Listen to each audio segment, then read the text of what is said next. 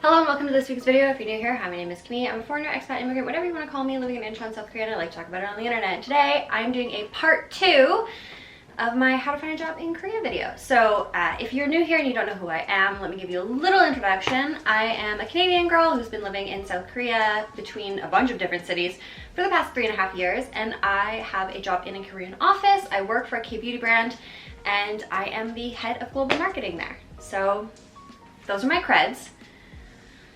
Yeah.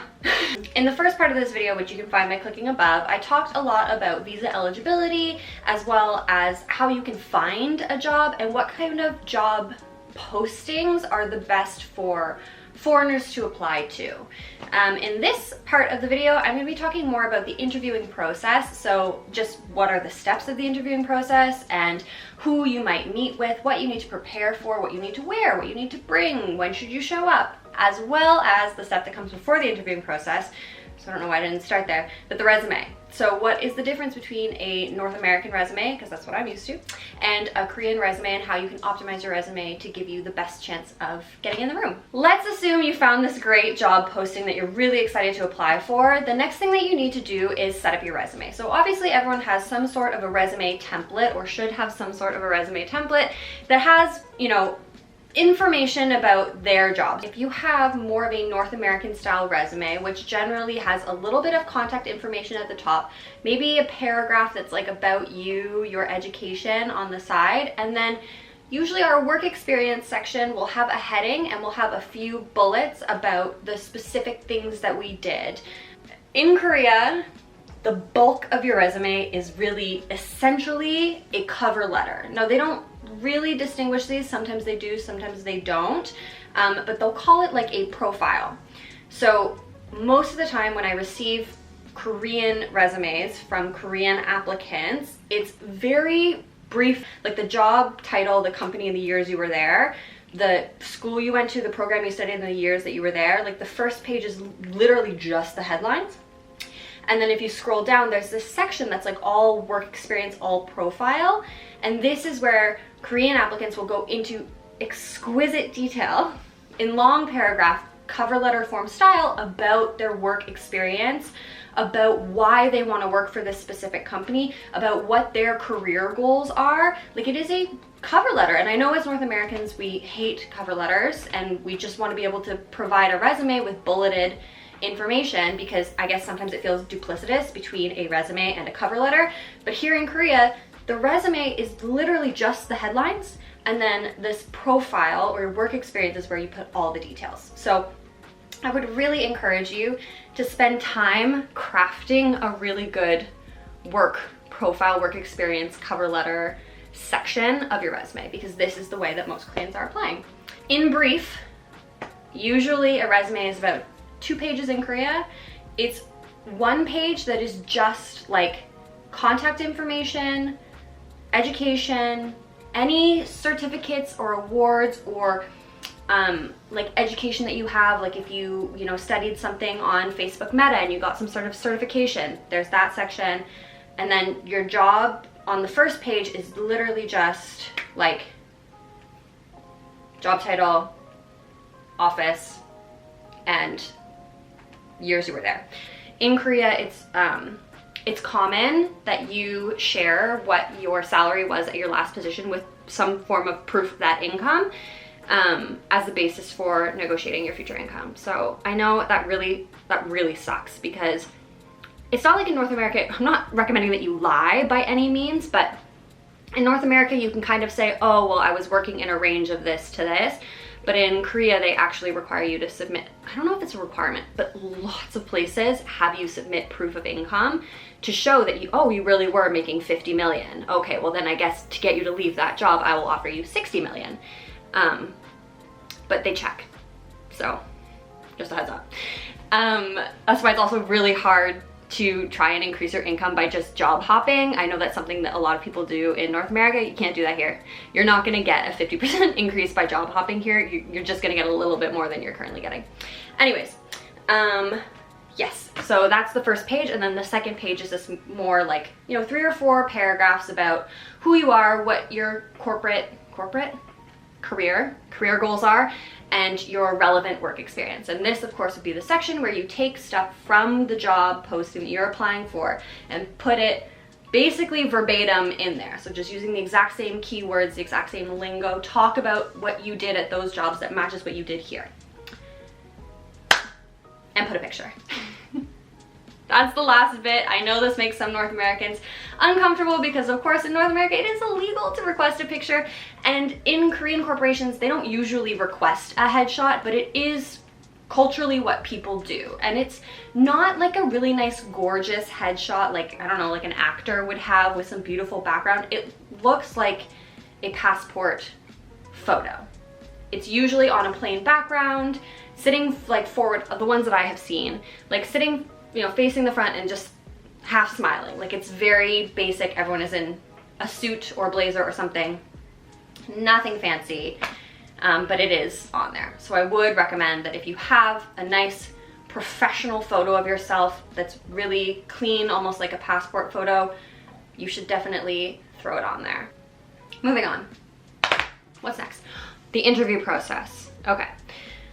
Talking a little bit about the interview process, I've spoken about this before. Of course, it's going to be different no matter where you interview. Every company has their own process, but there are some things that I've noticed have been consistent between the two jobs that I've had here. The two jobs that I've gotten, but I've interviewed for several other jobs, and it was a very similar process. So in my experience, if you're invited to interview, the first interview, more often than not, is like a panel interview. So the only time that I didn't sit down with a group of people was when I actually applied for the job that I have now. And I think that's likely just because the team is very, very small. So while I was here, I obviously applied for and worked at Weber Shandwick. I applied to work at Edelman, which is another PR agency, and I applied to work at a small copywriting place called Sticks and Stones. All three of those interviews, the first interview was panel. So I interviewed with who my direct manager would be, their peer level, but no one below. So anyone who was going to be on the same level as me, I didn't interview with, but who I would be reporting into and their peers, I interviewed with. It can be stressful. It can be really stressful. There's a lot of people, I don't know where to look. I can't remember everyone's name. That's the worst. I always log in and I write down their names in the shape that they're in on the Zoom, because I was Zooming a lot when I was applying for these jobs because it was still in COVID. But it is very stressful to remember everyone's name, but that's an important thing to do if you have a panel interview. But yeah, so basically you're meeting with several people, and when I started to interview people as well, so I interviewed people when I was working at Weber Shandwick, and obviously I interviewed people working now at Perito. At Weber it was also panel. So even if the person that we were hiring was not a junior that was coming on my team, it was coming on, you know, to another manager's team, that person was coming to another manager's team, I still participated because there's a chance that like in the future that person could come to my team. But yes, the most important thing you need to do to prepare for that interview is know about the company. Do you know how many people came to interview with me at Perito and talked about Perito's, like, as interested in their cosmetics and talking about how they love K-beauty and they love the Korean makeup look? We don't have makeup. We have no makeup products. Why would you? We do skincare, which is an entirely different category. And the fact that you don't distinguish that is red flag. Because how long does it take you to Google something? 2 seconds? You should Google it.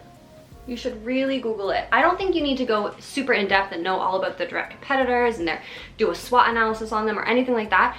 But you should know about where you're applying, because if you didn't even bother to Google us, that means that you don't really want to work here, at least in my perspective.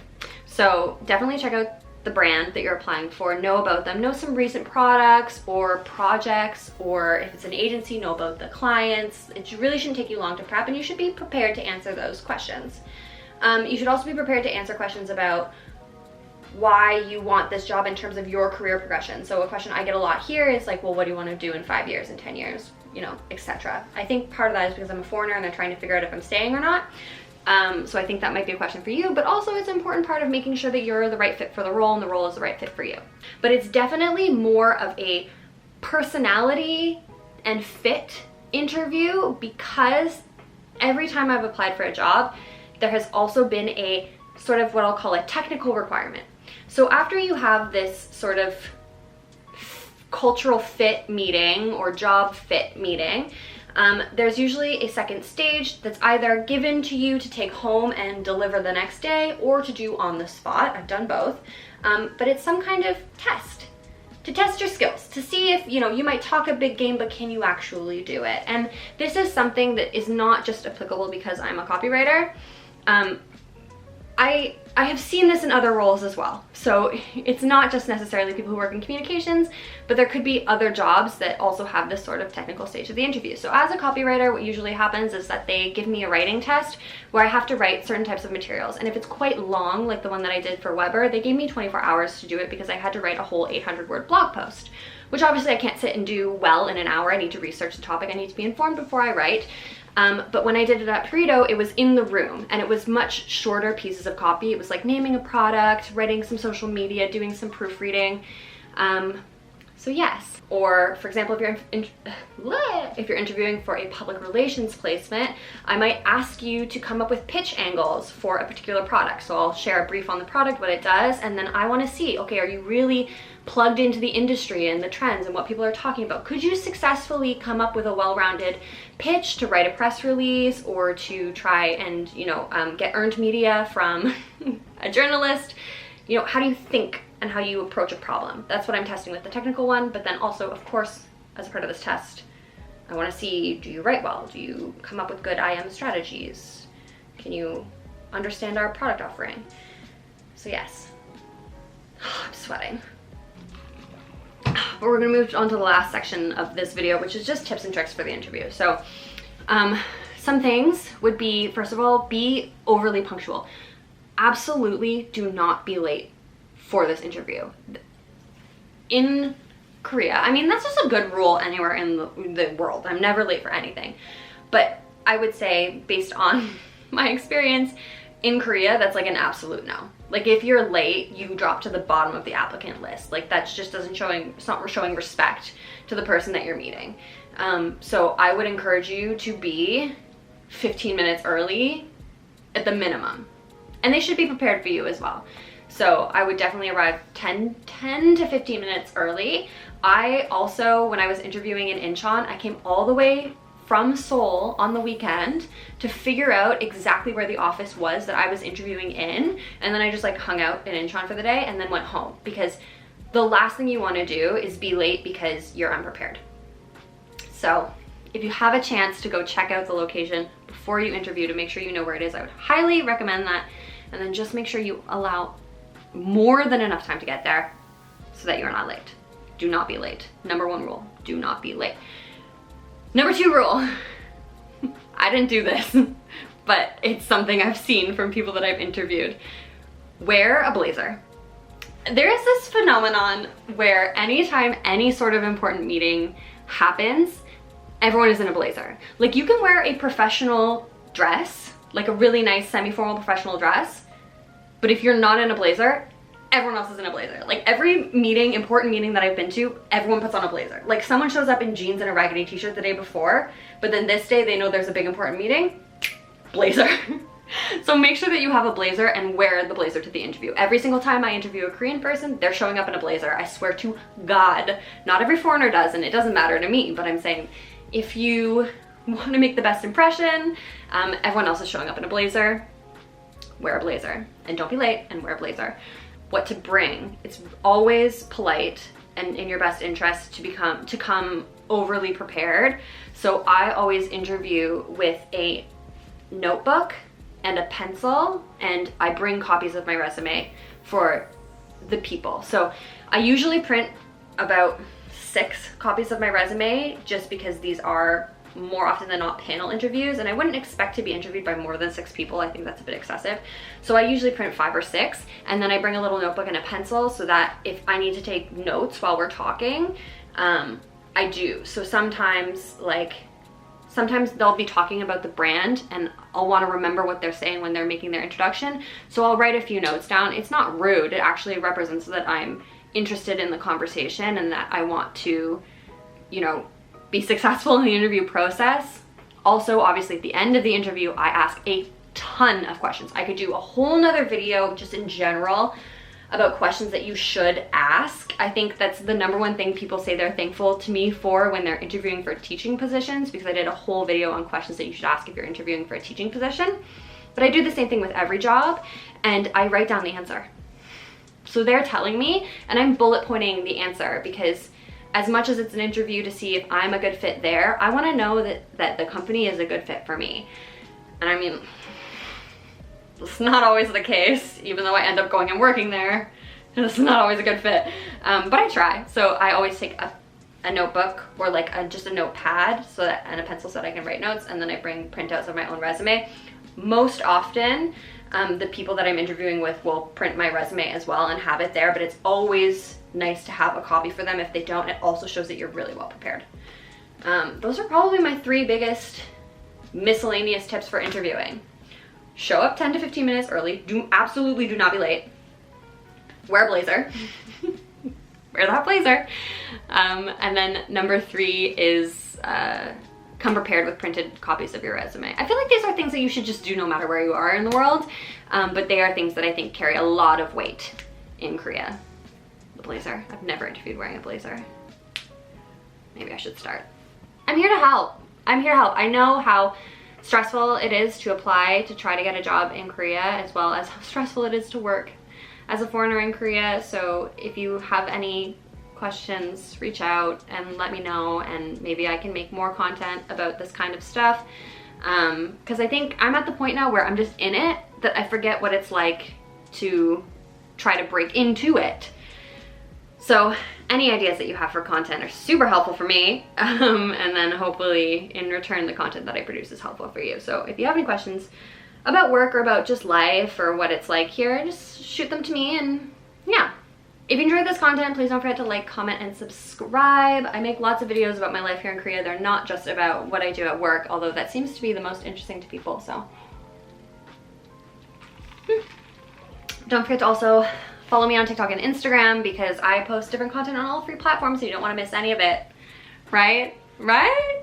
Okay. Anyways, I'm gonna go now. Have a great week, and I'll see you guys soon. Bye.